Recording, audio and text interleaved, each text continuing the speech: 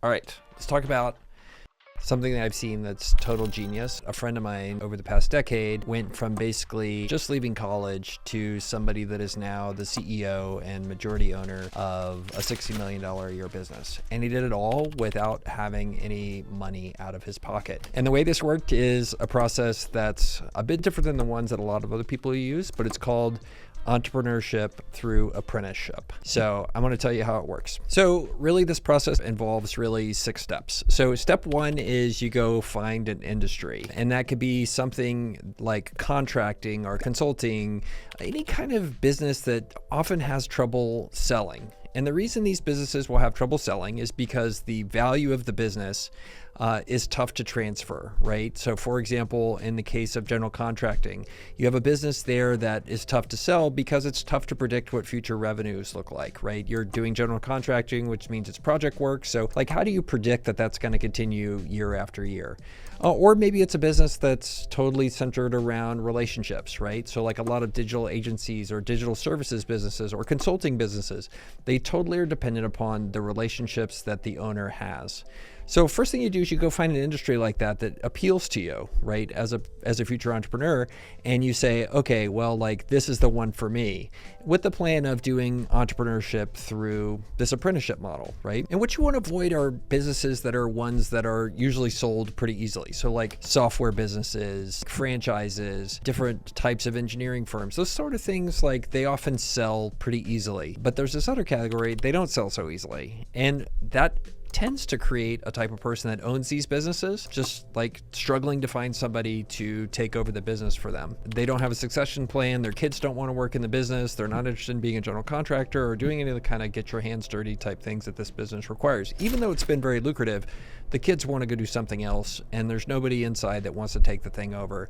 So that's where you go to step 2, which is after you've identified this industry that's really exciting for you, you go find someone who is potentially reaching retirement age and does not have a succession plan. And that's precisely what my buddy did. So he graduated from college and he decided to get into the construction business. And he started to go in and learn a bunch of different stuff around project management and how to manage those projects, do estimation, and all the things that happen in general contracting. And he lucked out in that he went to go work for a guy who had been owning that business for over 30 years. And the guy was ready to retire. Like, he had sports cars and he had a boat that he liked to go fish on, and he didn't have a succession plan. Nobody was ready to take over that business from him. And so what my buddy did was, well, he went to go work for that guy. And he didn't come in saying, oh, I want to be your succession plan. I want to take over from you and I want to own your business someday. But he came in, and for the first 3 years, he was just like a great employee. But he had been very strategic about finding a market that he wanted to be in, and then B, finding somebody who could probably use him as a next of kin, right, to take over that business at some point and sell it to him. So now my buddy has gone to do step 3, which is to go work in this business and work for this person that, you know, potentially doesn't have a succession plan for their business. And he went in and he just worked for them for a couple of years. He was project management, learned all the different stuff that he was supposed to, and started to become an expert in how the business was run. And it was beautiful because he did 2 things in the middle of that process. Number 1, he really understood the construction business and what it was going to take to run a business like that someday, whether it was taking over the existing business and buying it from the owner or going off and starting his own in the future. And the second thing he did by doing great work during that period of time was develop a level of trust and affinity with the guy who owned the business, who was potentially going to retire in the future. And so by doing those 2 things, he set himself up, I think, in a perfect place by year 4 or 5 to go on to step number 4, which is he became the succession plan for the owner of the contracting company. They sat down and my buddy said, hey, I would like to own your business someday. I would like to own this business and be your succession plan. And by then he had been such a good employee and such a good teammate for this owner that he was almost like, well, kind of a son to the guy. And that created a win-win for the 2 of them. They were able to have a discussion where the owner who wanted to get out of the business, he could get bought out over time, and he could start to step away and go spend more time on his boat and have fun and all that kind of stuff. And my buddy would get to start to buy into the business year after year. And so that's what they did. They sat down and they put together a plan where a percentage of the profits would get carved out, and let's just use for sake of example, 20% for the first couple of years would get carved out. And then what would happen is the entirety of that money would be taken and go straight back to buy out the shares of the original owner. And over time, after they agreed to the price and all that kind of stuff, over a number of years, like eventually my buddy would own the business. And eventually this continued on into step 5, where he eventually bought them out completely.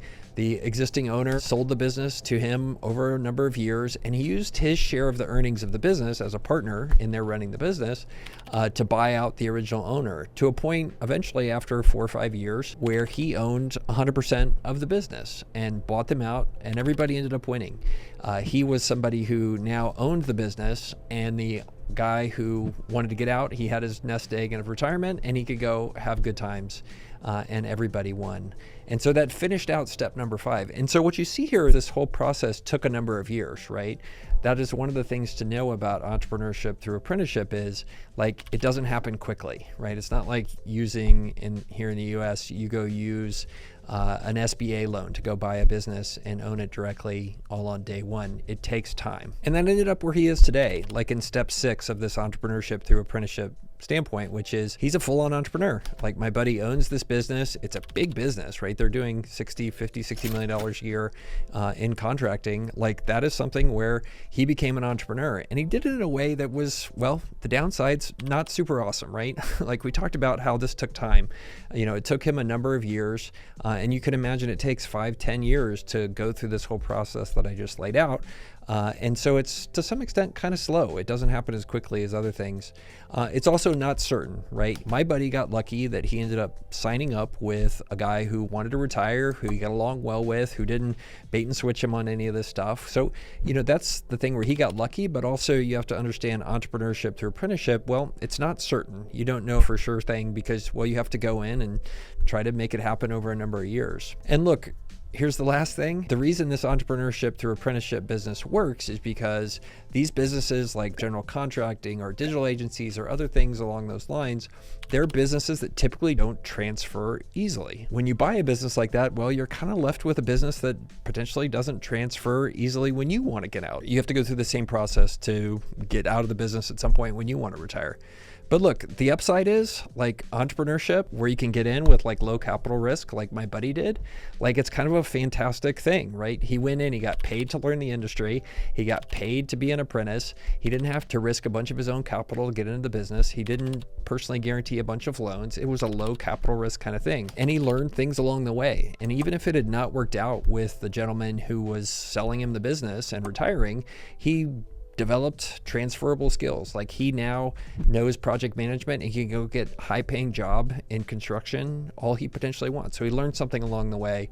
And then the last thing I think in terms of upside for this model is it's beautiful when you can develop a relationship with somebody and you can help them go live their best life, right? And retire and potentially be the son or daughter or heir that they didn't have to take over the business. And, there's just something beautiful about helping your fellow person that way and seeing them really love their life being, well, out on their boat or, fill out the last section of their existence on this planet. So anyway, it's great that it can be fun and helpful. This is a path, this entrepreneurship through apprenticeship path, that a lot of people just don't consider. And there's so many people that are pushing young entrepreneurs to go buy businesses and do big loans and all that kind of stuff. But look, there's another path that's potentially less risky and can be a lot more rewarding. And you just sign up for it. It's called entrepreneurship through apprenticeship. Hope you liked it. Tell me what you think. Reply below.